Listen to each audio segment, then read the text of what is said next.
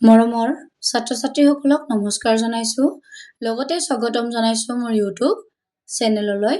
আজি ভিডিঅ'টিৰ বিষয়বস্তু হৈছে অসমৰ কেইবিধমান প্ৰধান খেতি অধ্যায় 15 তৃতীয়মান শ্ৰেণীৰ বিজ্ঞানৰ এই 15 পাঠটিৰ প্ৰশ্ন উত্তৰ মই তোমালোকৰ ওচৰত আগবঢ়াবলৈ বিচাৰিছোঁ। ইয়াৰ জৰিয়তে তোমালোকে বছৰিকা পৰীক্ষাত বহুখিনি সহায় পাবা। তোমালোকে মই দিয়া প্ৰশ্নসমূহৰ উত্তৰ এখন বহীত টুকি ল'বা যাতে তোমালোকে পঢ়িবলৈ সুবিধা হয়। ইয়াত তোমালোকৰ পাঠভিত্তিক প্ৰশ্নৰ লগতে তোমালোকৰ প্ৰশ্নাৱলীত থকা যিখিনি আটাইবোৰ প্ৰশ্ন মই তোমালোকৰ ওচৰত আগবঢ়াবলৈ বিচাৰিছোঁ। মৰমৰ ছাত্ৰ-ছাত্ৰীসকলে যদি আজি প্ৰথমবাৰৰ বাবে মোৰ ভিডিঅ'টি দেখিছা তেন্তে লাইক কৰিবা, শ্বেয়াৰ কৰিবা, কমেণ্ট কৰিবা আৰু লগতে ছাবস্ক্ৰাইব কৰিবা। মৰমৰ ছাত্ৰ-ছাত্ৰীসকলক এতিয়া মই ক'বলৈ আৰম্ভ কৰোঁ। আমাৰ কোনবোৰ খাদ্য গছৰ পৰা পাওঁ?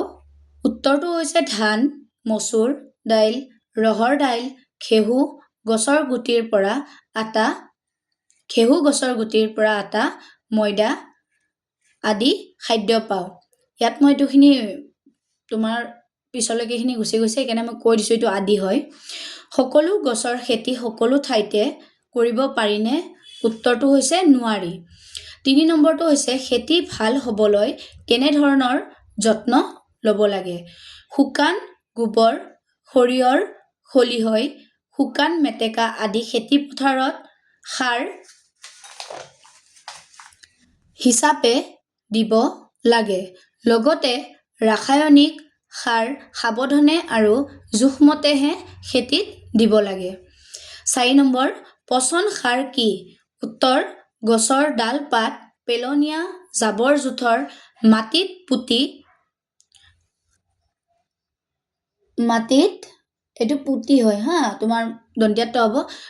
থলে এইবোৰ পচি ভাল সাৰ হয়। এনে সাৰক পচন সাৰ বোলে। 5 নম্বৰটো হৈছে শস্য কি? উত্তৰ মানুহে মাটিত চহাই উদ্ভিদবোৰৰ গুটিৰ পৰাই নতুন গছ গজায় আৰু এই উদ্ভিদবোৰক গুটিক খাদ্য হিচাপে ব্যৱহাৰ কৰে।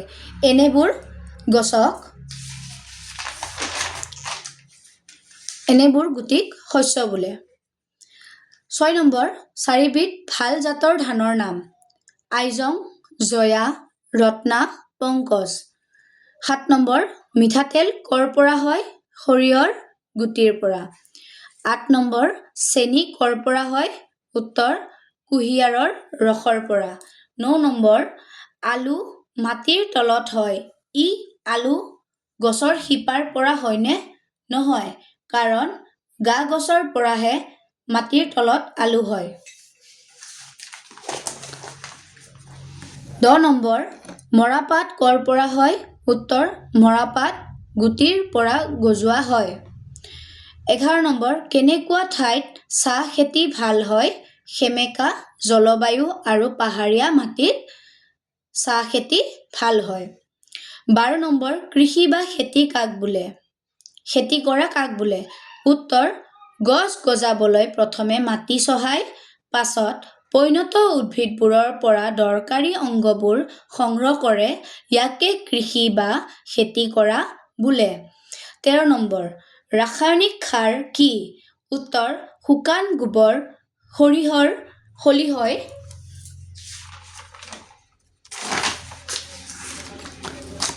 শুকান মেটেকা আদিও ভাল সাৰ। এইবোৰ সাৰৰ বাহিৰে আন কিছুমান সাৰ কাৰখানাত তৈয়াৰ কৰা হয়। এনে সাৰক ৰাসায়নিক সাৰ বোলে। 14 নম্বৰ ধান খেতি কেনেদৰে কৰা হয়? উত্তৰ ধান খেতি কৰিবলৈ খেতি পথাৰৰ মাটি ভালদৰে হাল বাই চহাই লোৱা হয়। খেতি পথাৰত পানী জমা কৰি লোৱা হয়। ধান খেতি কৰিবলৈ পথাৰত ধানৰ গুটি সিঁচি দিয়া হয়। ধানৰ গুটি পুৰঠ হ'লে থোকবোৰ কাটি অনা হয়। ধান গছৰ পুলিক কঠীয়া বা ভুই বোলে। ইয়াত তোমালোকৰ এটা প্ৰশ্ন আৰু এটা আহি যাব বা কঠীয়া বা ভুই কাক বোলে বুলি ক'লে এই উত্তৰটোৱে তোমালোকে লিখিবলৈ পাৰিবা। 15 নম্বৰ ধান গছৰ পুলিক কি বোলে? কঠীয়া বা ভুই বোলে। মৰণা মৰা কি? উত্তৰ হৈছে শুকান ধানৰ ঠোকবোৰ মাটিত মেলি এইবোৰৰ ওপৰত গৰু বা ম'হক খোজ কাঢ়িবলৈ দিয়া হয়। ইয়াকে মৰণা মৰা বোলে। 17 নম্বৰ তুহ কাক বোলে? উত্তৰ ঢেঁকীত খুন্দি বা মিলত যন্ত্ৰৰ সহায়ত ধানৰ বাকলি আঁতৰোৱা হয়। তেতিয়াই আমি চাউল পাওঁ। আঁতৰাই পেলোৱা বাকলিখিনিক তুহ বোলে।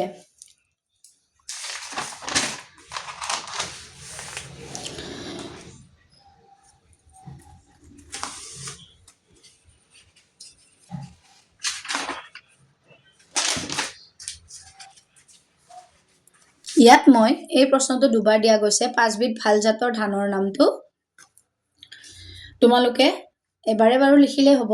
5বিধ ভাল জাতৰ ধানৰ নাম মই তোমালোকক আইজং, জয়া, ৰত্না, পংকজ, প্ৰসাদ ভোগ। 19 নম্বৰ চাহপাত কেনেদৰে প্ৰস্তুত কৰা হয়? চাহ গছৰ নতুন পাত ছিঙি কলঘৰলৈ নিয়া হয়। কলঘৰত পাতবোৰ শুকুৱাই গুৰি কৰি চাহপাতৰ গুৰি বনোৱা হয়। 20 নম্বৰ খলিহৈ কাক বোলে? খলিহৈৰ দুটা ব্যৱহাৰ উল্লেখ কৰা। উত্তৰটো হৈছে তেল উলিওৱাৰ পাছত ৰৈ যোৱা সৰিয়হৰ গুটিবোৰক খলিহৈ বোলে। ব্যৱহাৰ ইয়াৰ ব্যৱহাৰ হ'ল খলিহৈ গৰু ম'হৰ খাদ্য। 2 নম্বৰ ইয়াক সাৰ হিচাপে ব্যৱহাৰ কৰা হয়। এতিয়া খলিহৈ কাক বোলে তোমালোকে গম পালা। যিটো আমি তেল ওলাওঁ সৰিয়হৰ পৰা, সেই সৰিয়হৰ গুটিৰ পৰা যেতিয়া তেলটো ওলাই যায়, তাত ৰৈ যোৱা যিখিনি মানে গুটিৰ পৰা ৰৈ যোৱা তোমালোকৰ বস্তুখিনি যিখিনি ৰৈ যায়, সেই বস্তুখিনিক আমি খলিহৈ বুলি কওঁ। এই খলিহৈটো আমি গৰু ম'হৰ খাদ্য হিচাপেও ব্যৱহাৰ কৰোঁ আৰু লগতে ইয়াক খাৰ হিচাপেও খেতি বাতিত ব্যৱহাৰ কৰোঁ। এতিয়া পাতভিত্তিক প্ৰশ্ন, যেনেকৈ পাতভিত্তিক প্ৰশ্ন কিছুমান মই তোমালোকক দিছোঁ, বেছি নাই অকণমানে আছে, তোমালোকে এইখিনিও অলপ চাবা। আলুৰ গাঁঠিক কি বোলে? আলুৰ চকু বোলে। এইটো প্ৰশ্ন প্ৰায়ভাগ আহে, তোমালোকে অলপ গুৰুত্ব দি পঢ়িবা। 2 নম্বৰ সৰিয়হ ভালকৈ খেতি হোৱা দেশৰ নাম? চীন, বাংলাদেশ, ভাৰত, পাকিস্তান। 4 নম্বৰ সকলো গছৰ খেতি সকলো ঠাইতে হয়নে? উত্তৰটো হৈছে নহয়। তেন্তে মৰমৰ ছাত্ৰ ছাত্ৰীসকলৰ আগত মই আজি এই 15 নম্বৰ লেচনটি তোমালোকৰ ওচৰত আগবঢ়ালোঁ। তোমালোকে এই প্ৰশ্নসমূহৰ উত্তৰ এখন বহীত টুকি ল'বা, য'ত তোমালোকে পঢ়িবলৈ সুবিধা পোৱা আৰু লগতে পৰীক্ষাৰ বাবে সাজু হ'ব পাৰা। তেন্তে মৰমৰ ছাত্ৰ ছাত্ৰীসকলৰ পৰা মই বিদায় ল'বলৈ বিচাৰিছোঁ। ধন্যবাদ।